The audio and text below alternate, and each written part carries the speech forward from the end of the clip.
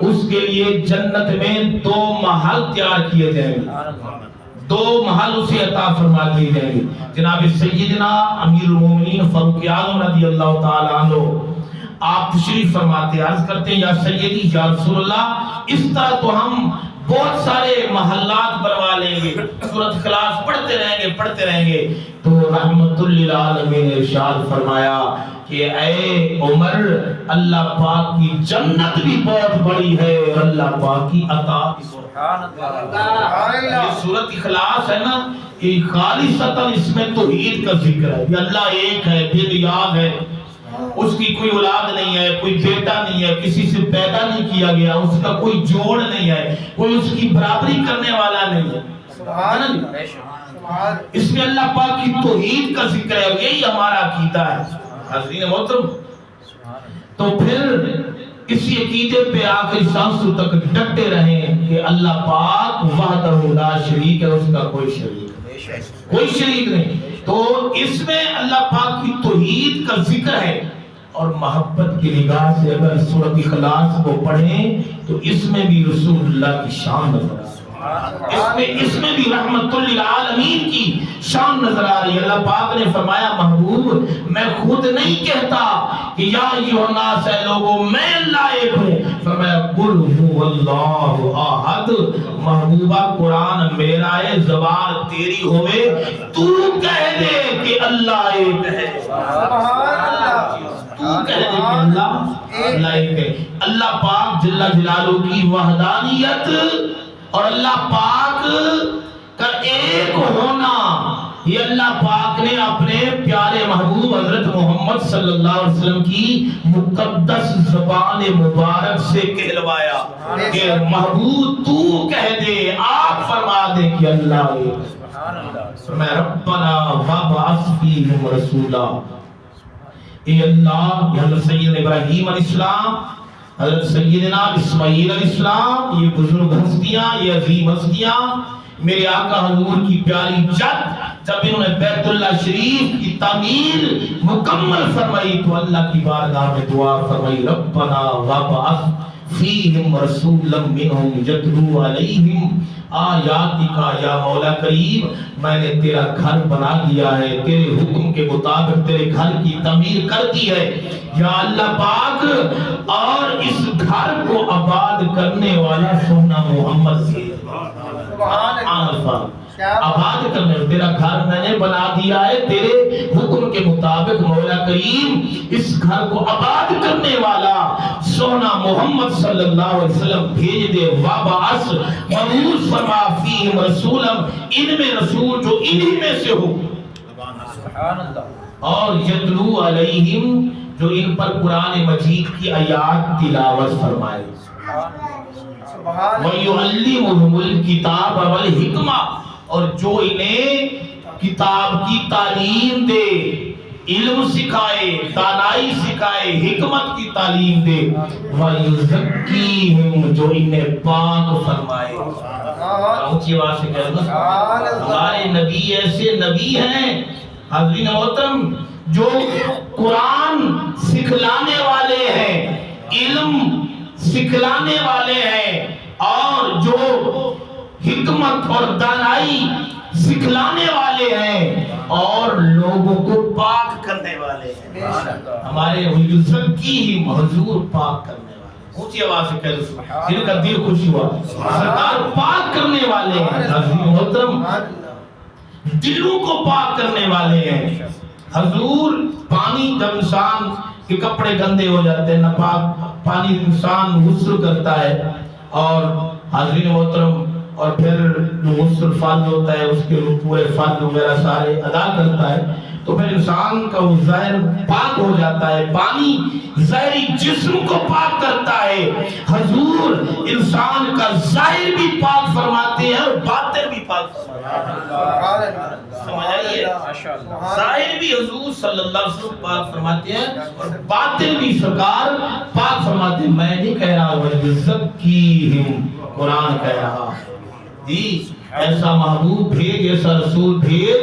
خلیل اللہ دعا مانگ رہے ہیں، اے اللہ جو انہیں پاک کرے، انکا انت العزیز الحکیم، بے شک وہی غالب ہے اور وہی حکمت والا ہے. حاضرین محترم، میرے آقا حضور حضرت محمد مصطفیٰ صلی اللہ علیہ وآلہ وسلم نے ارشاد فرمایا، ایک حدیث مبارکہ میں آپ نے فرمایا کہ میں دعائے ابراہیم، میں بشارت حضرت عیسیٰ علیہ السلام، میں بشارت حضرت عیسیٰ علیہ السلام ہوں، میں دعائے خلیل اللہ ہوں. یعنی یہ ثابت ہوا کہ حضور علیہ السلام ابھی دنیا میں آئے نہیں تھے، سرکار کا ذکر خیر پہلے ہو رہا تھا. ابراہیم علیہ السلام بھی حضور کا ذکر فرما رہے تھے، آدم صفی اللہ بھی حضور کا ذکر خیر فرما رہے تھے، اور حضرت عیسیٰ علیہ السلام بھی حضور کا ذکر خیر فرما رہے تھے.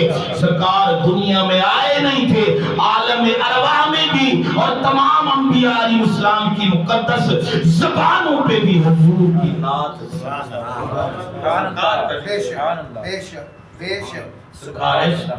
اور پھر فرمایا ایک اور آیت، یا ایھا الذین آمنوا لا تقولوا رائنا وقولوا انظرنا.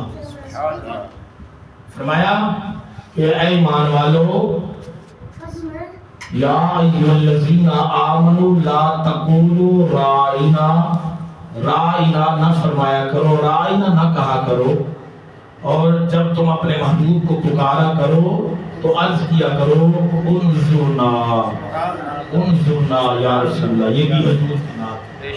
قرآن مجید کی اس آیت میں حضور کی عظمت نظر آ رہی ہے، حضور کی نعت ہے. حاضرین محترم، اور جب حضور صلی اللہ علیہ وآلہ وسلم اپنے غلاموں سے باتیں فرمایا کرتے تھے، پیاری پیاری میٹھی میٹھی، اور غلاموں کو اگر کوئی بات سمجھ نہ آتی تھی تو پھر وہ عرض کرتے تھے رائنا یا رسول اللہ، تھوڑی سی رعایت فرما دیں، ہمیں بات سمجھ نہیں آئی، دوبارہ فرما دیں، ہمیں بات سمجھ نہیں آئی. تو سرکار تو ویسے شفقتوں اور محبتوں کے پیکر بن کر آئے، حضور تو رحمت للعالمین بن کر آئے. سرکار فرما دیا کرتے تھے، لیکن یہ رائنا یہ ان یہودیوں کی زبانوں میں ایک گالی تھی، اس کو گالی سمجھتے تھے.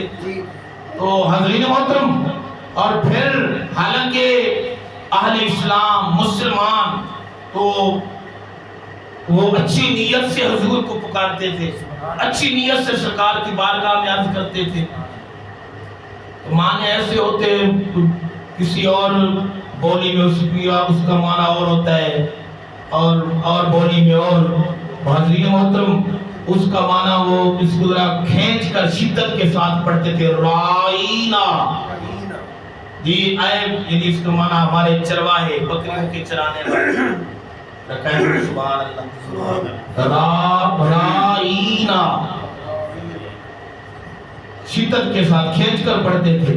تو اللہ تبارک و تعالیٰ کو یہ بات بھی پسند نہیں فرمائی، یہ بات بھی پسند نہیں آئی کہ اگرچہ مسلمان اچھی نیت سے، اور اس کا معنی بھی ٹھیک بنتا ہے، لیکن جس معنی میں بھی، جس لفظ میں کوئی ایک رائی کے برابر بھی بے ادبی کا پہلو نظر آئے تو اللہ پاک نے منع فرما دیا کہ یہ لفظ ہی تم نے نہیں بولنا، تم نے یہ لفظ بھی نہیں بولنا حضور کی بات میں. تم نے اس سے ایسا پیارا جملہ بولے، آپ ایسے پیارے الفاظ بولیں جن میں کسی کو کوئی بے ادبی کا موقع ہی نہ ملے. آپ کہیں انظرنا یا رسول اللہ، جب ہم کہتے ہیں نا انظرنا یا رسول اللہ، یا رسول اللہ اب ہم پہ نظر رحمت فرمائے. صحابہ کرام نے پھر انظرنا یا رسول اللہ بولنا شروع کیا. آخری قرآن مجید کی ایک اور آیت بس اس کا ترجمہ پیش کر کے بیان ادا کرتے ہیں. سرکار کی شان اور حضور صلی اللہ علیہ وسلم کی عظمت آپ سے بات فرما رہے ہیں. ما كان محمد أبا أحد من رجالكم ولكن رسول الله وخاتم النبيين.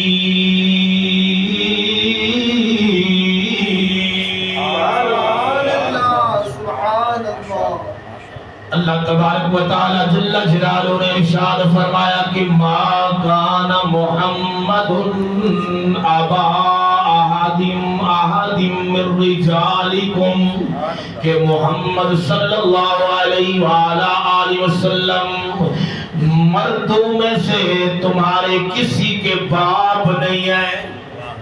اللہ پاک جل جلالہ قرآن مجید میں ارشاد فرمایا کہ محمد صلی اللہ علیہ وآلہ وسلم یا سرکار کا نام مبارک لیا گیا ہے۔ پورے قرآن مجید میں 4 جگہوں پر سرکار کا نام محمد فرمایا گیا ہے، باقی کہیں جب بھی دیکھیں کبھی رب فرما رہے یاسین،